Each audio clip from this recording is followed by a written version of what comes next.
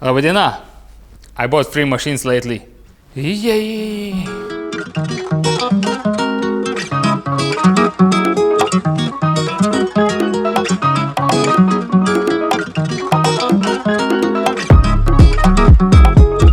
So I was looking for a proper bandsaw for quite some time, and last week I found a suitable offer, so I wrote an email for the seller. And a couple of hours later, I received a phone call from the colleague which used to rent the workshop next door, and he asked me if I was looking for such machinery. Strangely enough, he was the seller, and half an hour later, I was looking around his workshop. So I came over his place for this machine, but apparently there was way more machinery I would love to own, but I just couldn't afford at the moment, or so I thought. So after some chat, we landed in rather irresistible offer. So he traded this bandsaw for a table, and I still gonna need to make it, so stay tuned for that. And since he was in a great need for space, he said I can take whatever machinery I need and I can pay off later. So how good is that? So we discussed on the price and I took 2 more machines. And if that wouldn't be enough, he let me borrow his work truck with a tail lift, so bringing these machines was relatively easy. Okay, let's look through the purchase. So when I was looking for a bandsaw, the main 2 criteria were that it has to be heavy and it must have a cast iron frame.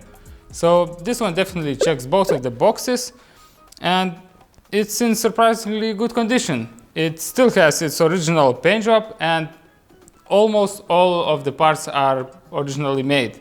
Only the lower guide bearings are missing, but it shouldn't be a problem to source those. And besides all the traditional features bandsaws have, this one has a brake. I think it's a nice addition. But I can't start using it right away because the tires on the wheels are very worn out. I already purchased a new polyurethane tires, but that may take a few weeks to arrive, so I wish I could try it out. And even though I couldn't find any manufacturer's plate on the machine, there's a brand logo and the type label on this cover. So I looked on the internet and it appears that this machine was made in Denmark. And that's basically all I need to know. Let's talk about the drill press. So this thing was made in 1968. So it's an old Russian drill with some quite uncommon features. So it has this multifunctional table. So each of these wheels adjusts each of the fins, and this lower wheel moves the table side by side. And honestly, I haven't seen this type of setup on any drill press, and I believe it should be very useful. And another quite uncommon feature is this lever down here, and it moves the quill downwards, so basically you don't need to use your hands, and you can hold your workpiece or whatever. It's just a quicker way of drilling. And of course there's a conventional way of drilling by using the handle, only the bar is missing. But if you would move the bar upwards, then it engages the brake.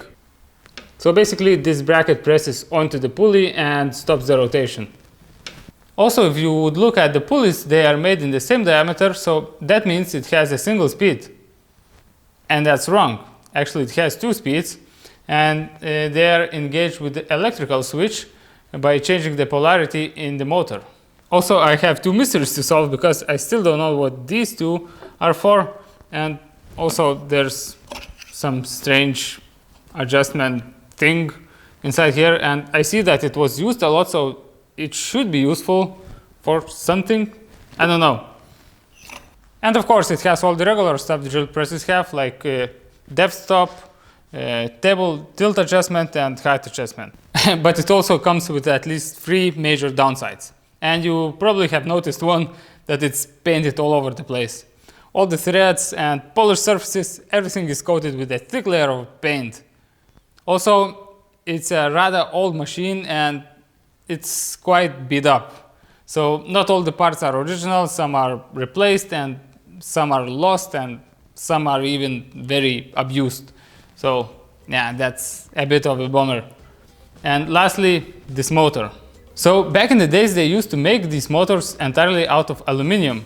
It's very good for cooling the motor, but if the bearing starts to jam, it wears out the casting, and at that point the motor is basically garbage.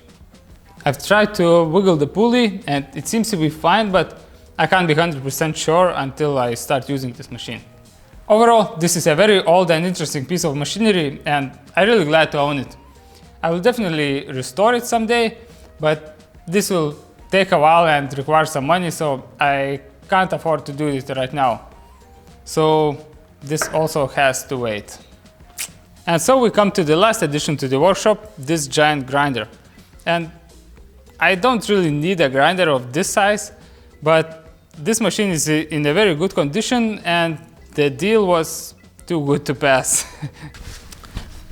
So this machine was manufactured in 1993 and surprisingly enough, it was made here in Lithuania. So this thing was painted only once in the factory. And as far as I know, it has all the parts except of two things. These covers and one bulb is missing. Oh, come on. Well, of course there's some dents here and there, some dust buildup, but other than that, this machine is basically intact. So I will start with this one. I will clean it up a bit and move it to the welding room to plug it into the power.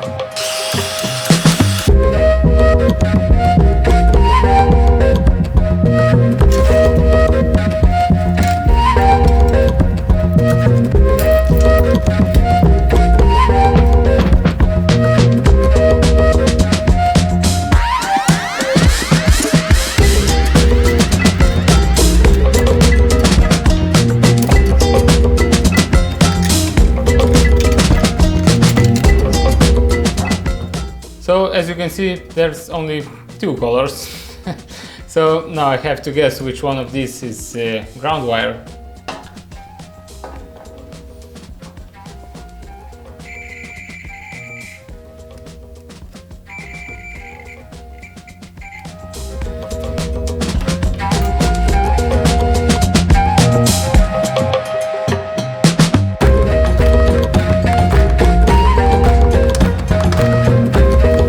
So I've turned the fuse back on, so this machine should be live.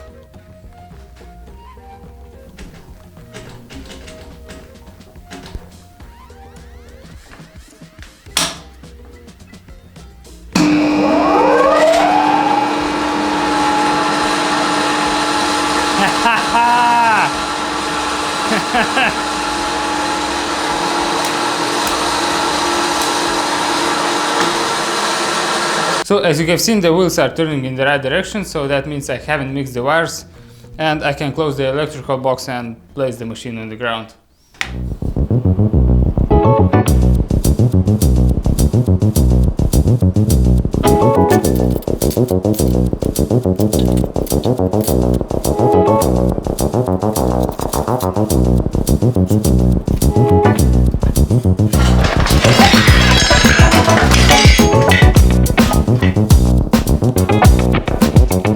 It's on the ground.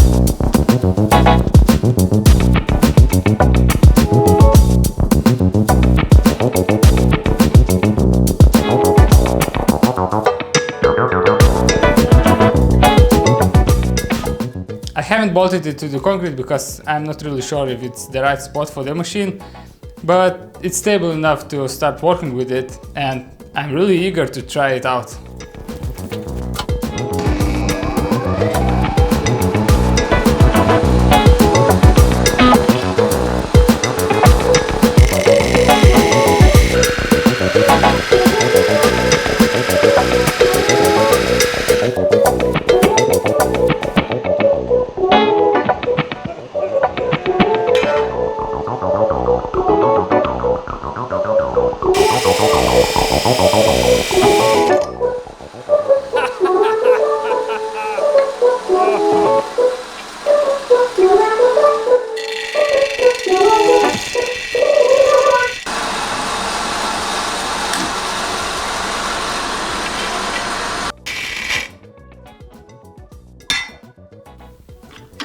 So I've used the machine for a couple of minutes and I already broke the safety switch.